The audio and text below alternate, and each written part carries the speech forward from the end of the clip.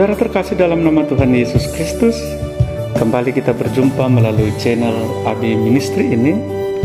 Kita bersekutu melalui firman Tuhan yang akan menjadi khotbah di Minggu tanggal 25 September tahun 2022. Sebelum kita mendengarkan firman Tuhan, mari kita berdoa.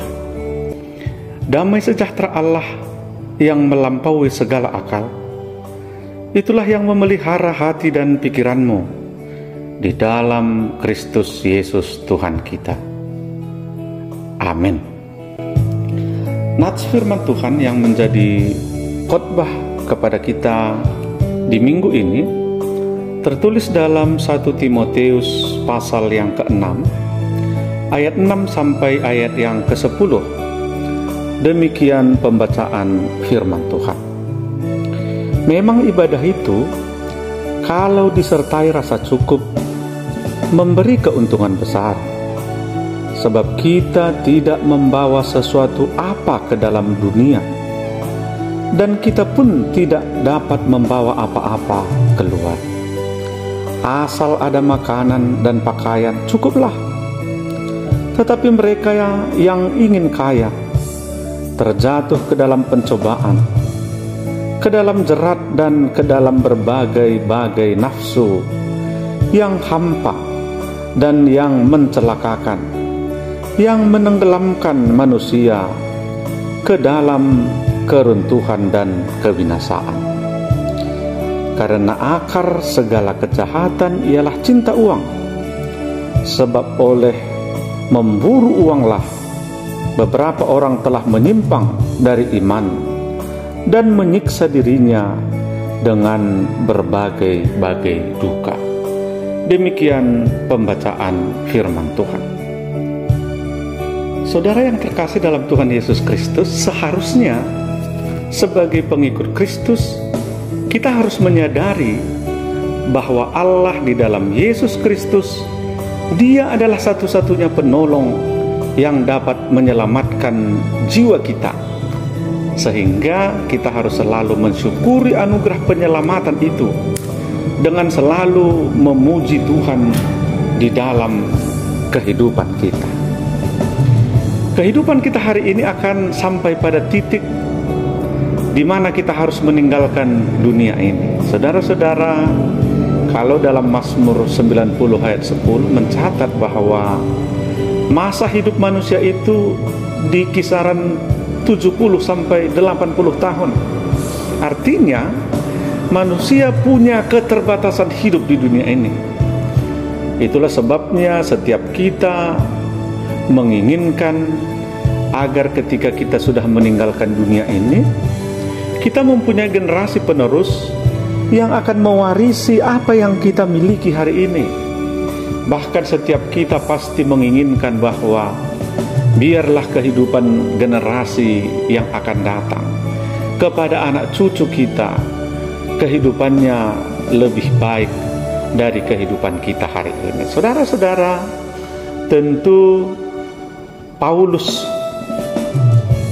dalam suratnya ke Timotius ini menyadari bahwa pentingnya mempersiapkan anak rohaninya. Paulus adalah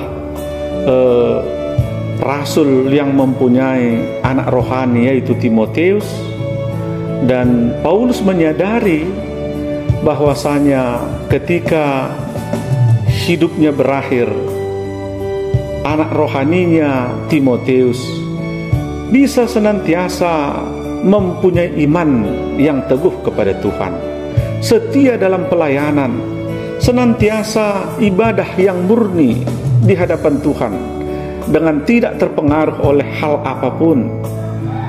Paulus mau menyampaikan bahwa tujuan pelayanan yang sesungguhnya kepada Tuhan bukanlah karena upah, bukan karena keterpaksaan, bukan untuk memegahkan diri, dan juga bukan demi uang.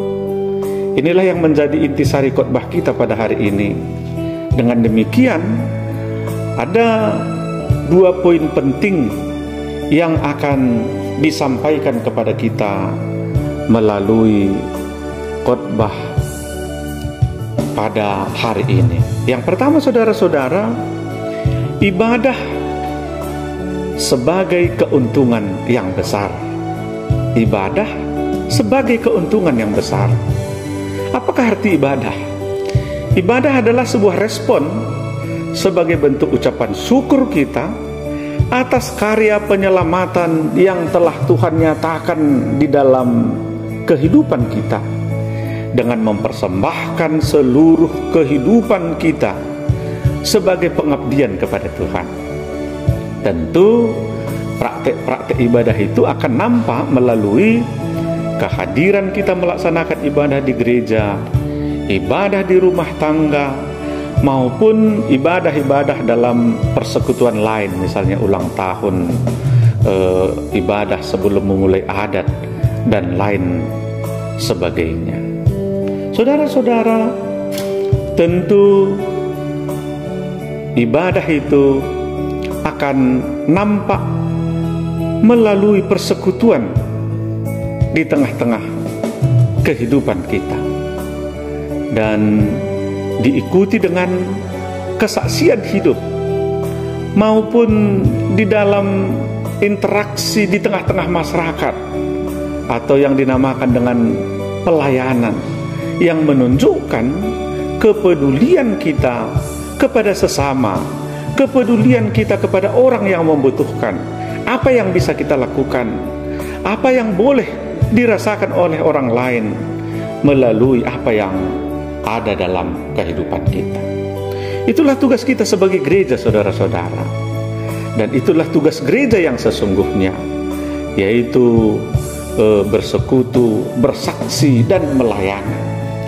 Kalau kita dapat masih melakukan ibadah, itu adalah keuntungan besar seperti yang dikatakan oleh Paulus. Karena dengan melakukan ibadah, kita dengan sadar masih mengakui bahwa Tuhanlah yang memelihara kehidupan kita sampai hari ini. Tentunya kealpaan orang-orang yang hadir dalam ibadah sebenarnya bisa dikategorikan sebagai pembangkangan kepada Tuhan. Menganggap seolah-olah karena kekuatan kitalah maka kita bisa menikmati segala sesuatu sampai hari ini. Apakah kita beribadah kepada Tuhan karena kehidupan kita sudah lebih dari cukup? Artinya menjadi orang kaya atau menjadi orang yang terpandang? Saudara-saudara, justru kuncinya sesuai dengan firman Tuhan ini, yaitu di ayat 6 mengatakan, ibadah yang harus disertai dengan rasa cukup. Apa yang mau dikatakan melalui ini, saudara-saudara? Orang yang sudah diselamatkan memiliki kekayaan rohani, yaitu memiliki Tuhan Yesus Kristus. Kita harus menyadari ini, saudara-saudara. Dan dia akan mampu berkata bahwa asal ada makanan dan pakaian, itu sudah cukup. Sebab apa? Sebab kebahagiaan atau sukacita mereka bukan berada pada pakaian, bukan berada pada makanan, bukan berada pada rumah, bukan berada pada kekayaan, tetapi kehadiran Tuhan Yesus di dalam kehidupan mereka. Itulah sesuatu yang sangat berharga di tengah-tengah kehidupannya. Mereka puas dengan Tuhan Yesus, sehingga tambahan selain pakaian dan makanan tidak mempengaruhi sukacita atau kebahagiaan mereka. Mereka yang cukup dengan Tuhan Yesus akan melihat kekayaan bukan lagi sebagai tujuan hidup, akan tetapi sebagai sarana untuk dipakai menjadi berkat di tengah-tengah kehidupan mereka. Artinya apa? Artinya kekayaan adalah berkat tambahan atau bonus bagi mereka yang cukup dengan Tuhan.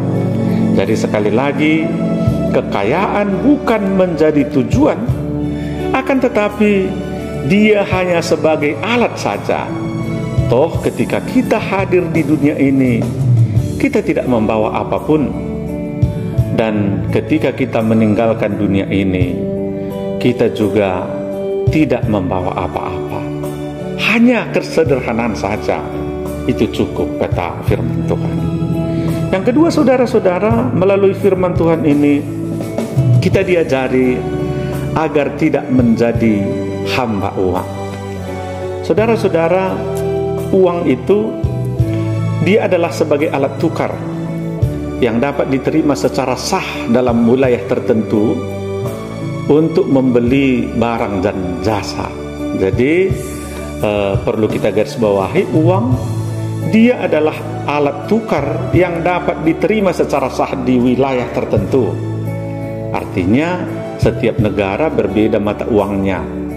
Kalau kita membawa uang kita ke negara luar, tentu itu tidak laku kalau itu tidak kita tukar lebih dahulu dengan uang yang berlaku di negara tersebut. Saudara-saudara, banyak yang bisa dilakukan dengan uang, sehingga semua orang kalau dia masih normal pasti membutuhkan uang. Tapi saudara-saudara, uang bisa membeli segala sesuatu, tapi uang tidak bisa menyelesaikan segala sesuatu. Uang bisa membeli spring bed yang mahal misalnya, tapi uang tidak bisa memberi rasa tidur nyenyak. Uang bisa kita belikan kepada sesuatu makanan yang enak misalnya, tapi uang tidak bisa menggantikan selera makan kita. Catatan pentingnya adalah ternyata uang itu tidak bisa menyelesaikan segala sesuatu dalam kehidupan manusia. Saudara-saudara, mempunyai banyak uang biasanya digolongkan menjadi orang kaya. Ya, kalau kita sudah mempunyai uang, orang akan menggolongkan, wah, dia sudah kaya, dia sudah mempunyai banyak uang, begitu. Akan tetapi dalam hal ini Paulus mengingatkan kita tentang penggunaan uang ini, saudara-saudara. Sebenarnya yang mau disampaikan, kita tidak salah mempunyai banyak uang, tetapi bagaimana kita menggunakan uang itu di tengah-tengah kehidupan kita sehingga kita tidak menjadi hamba uang, begitu. Paulus mengatakan, tetapi mereka yang ingin kaya terjatuh ke dalam pencobaan, ke dalam jerat dan ke dalam berbagai nafsu yang hampa dan yang mencelakakan, yang menenggelamkan manusia ke dalam keruntuhan dan kebinasaan. Saudara-saudara, apabila kita hari ini menginginkan banyak uang, menginginkan menjadi orang yang kaya, atau saat ini saudara-saudara sudah mempunyai banyak uang, ingatlah godaannya itu sangat luar biasa. Itu bisa menjerat kehidupan manusia, itu bisa membawa manusia jatuh ke dalam dosa. Bahkan firman Tuhan katakan, ada banyak orang yang menyimpang dari iman dan menyiksa dirinya dengan berbagai-bagai duka, justru karena ketika dia sudah banyak uang.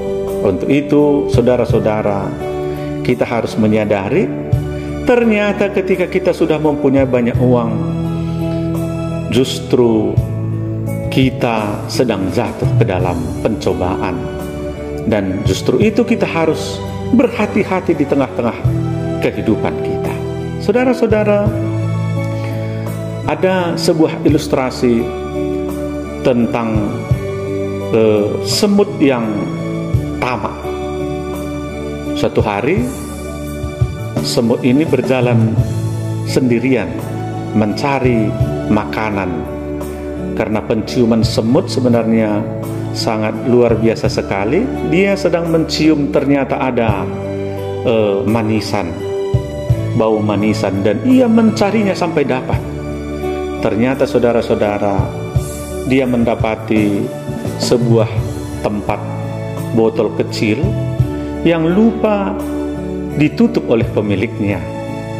dia menemukan botol itu ternyata isinya adalah madu.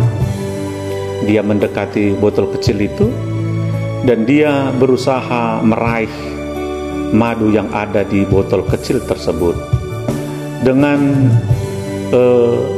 meminum dari dinding-dinding botol itu. Dia merasa itu sudah lebih dari cukup. Karena madu itu begitu banyak, dia kembali mencari teman-temannya. Halo teman-teman, aku mendapatkan makanan madu yang sungguh manis sekali.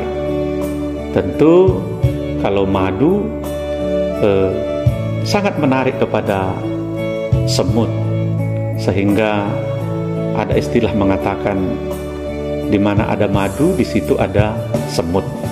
Itu karena ketertarikan semut kepada madu.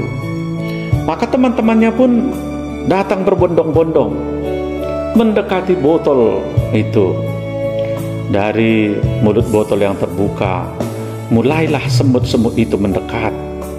Saking banyaknya berdesak-desakan, mereka mulai meraih dari dinding pinggir-pinggir botol tersebut.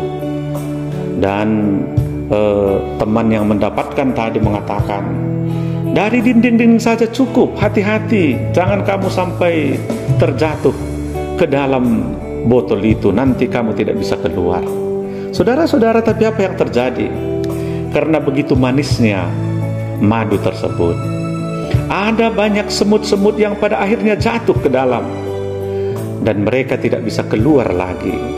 Ternyata dalam manisan itu, semut tidak lagi bisa menikmati madunya, tapi dia tenggelam dan akhirnya mati di dalam cairan madu tersebut.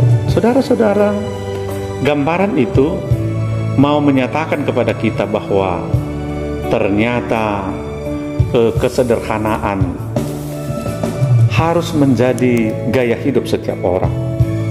Kalau kita melihat semut-semut tadi, sesungguhnya dari pinggir-pinggir saja pun dia menikmati madu itu, maka dia sudah kenyang. Itu sudah lebih dari cukup. Tapi karena ketamakannya, pada akhirnya madu itu akhirnya menenggelamkan dia. Demikianlah gambaran ketika manusia menjadi hamba uang di tengah-tengah kehidupannya. Uang itu perlu. Uang itu bisa membantu kita dalam melayani, dalam membantu orang, dan lain sebagainya. Tapi uang itu seharusnya menjadi hamba, jangan menjadi tuan. Kalau dia menjadi hamba, kitalah yang memperalat uang. Tapi ketika kita menjadi hamba, uanglah yang memperalat kita. Saudara-saudara, hendaknya melalui firman Tuhan ini kita semakin bijaksana dalam mencari uang, dalam menggunakan uang di tengah-tengah kehidupan kita, sehingga segala sesuatu bisa menjadi berkat di tengah-tengah kehidupan kita. Bapak, Ibu, saudara-saudara, tema kita pada minggu ini adalah ibadah disertai rasa cukup. Ibadah disertai rasa cukup didasari oleh ucapan syukur. Mensyukuri apa yang sedang kita nikmati hari ini. Mensyukuri terhadap apa yang boleh Tuhan izinkan untuk kita boleh nikmati hari ini. Dan segala sesuatu tantangan tidak menjadi penghalang kepada kita untuk datang beribadah kepada Tuhan. Datanglah senantiasa beribadah kepada Tuhan sebagai ucapan syukur kita kepada Tuhan. Dan satu hal, ibadah itu adalah menjadi keuntungan ketika kita menyadari Tuhanlah sumber penolong di tengah-tengah kehidupan kita. Biarlah firman Tuhan ini memberkati kita semua dimanapun kita berada, sehingga kita senantiasa mensyukuri segala nikmat Tuhan dan tidak salah dalam menggunakannya di tengah-tengah hidup kita. Amin. Mari kita berdoa. Terima kasih atas firman-Mu ya Tuhan, yang sudah mengingatkan kami agar senantiasa hidup kami dipenuhi oleh rasa syukur dengan senantiasa beribadah kepadamu, dan itu menjadi kebanggaan dalam hidup kami jika kami masih dengan sadar bersekutu dengan Tuhan. Dan janganlah menjadi hamba apapun di dunia ini, karena Tuhanlah yang mempunyai segalanya. Terima kasih Tuhan, berkati firman-Mu untuk boleh kami lakukan. Dalam nama Tuhan Yesus Kristus Tuhan kami. Amin. Bapak, Ibu, Saudara-saudari terkasih dalam nama Tuhan Yesus Kristus, kembali kami mengundang saudara-saudara yang belum subscribe video ini agar subscribe, like, dan share video ini untuk menyemangati kami dalam melakukan pelayanan ini. Terima kasih. Tuhan Yesus memberkati kita semua. Shalom.